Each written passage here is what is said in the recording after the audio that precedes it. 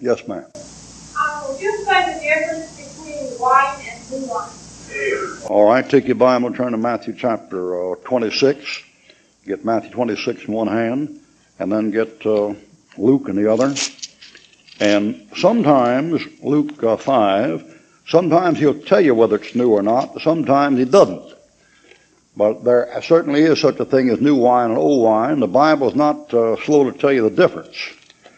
All right, Luke 5 and Matthew 26. First of all, Luke 5, verse 37. No man putteth new wine into old bottles, else the new wine will burst the bottles and be spilled, and the bottle shall be perished. But new wine must be put into new bottles, and both are preserved. So there is such a thing as new wine, old wine. Obviously, the old wine is fermented. Obviously, the new wine is not. Now, Matthew 26 is the Lord's Supper. Matthew 26, verse 27. Matthew 26, 27. And he took the cup and gave thanks and gave it to them, saying, Drink ye all of it. For this is my blood of the New Testament, which is shed for many for the remission of sins. But I say to you, I will not drink henceforth of this fruit of the vine, till the day when I drink it, what? New, with you in the kingdom of my Father. Therefore the wine at the Lord's Supper is new wine. Now, if there's any doubt in your mind about it, look at verse 29 carefully, and notice that in 29 the word wine is not in the verse. The word fruit is. Fruit of the vine. People say the Lord had wine at the Last Supper. No, he didn't. Matter of fact, he didn't. He had fruit. Right. And that fruit was new wine, because he said, I'll drink it new. Now, what is this? All right, come to Isaiah chapter 65, and notice where new wine is found. Isaiah 65.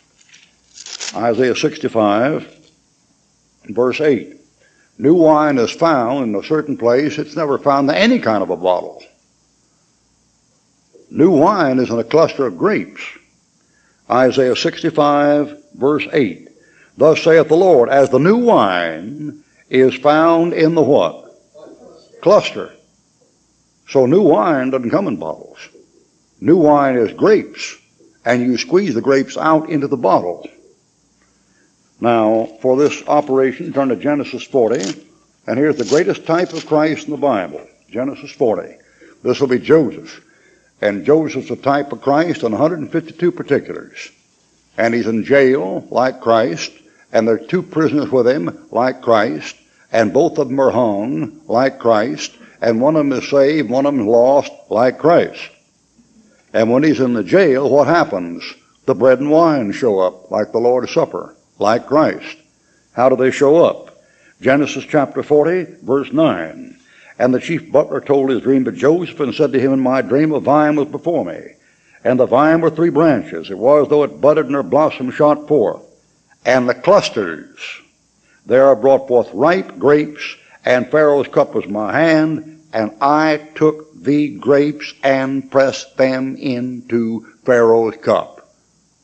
That's the new wine. It's in the cluster. The cluster's in his hand, and he squeezed it out into the cup. So at the Lord's Supper, Christ is sitting there with the grapes in his hand and says, I'll henceforth no more drink of this fruit of the vine till the day I drink it new with you in it's fresh grape juice. Christ never touched fermented wine a day in his life, according to that passage. Oh, it's something else. Yes, sir.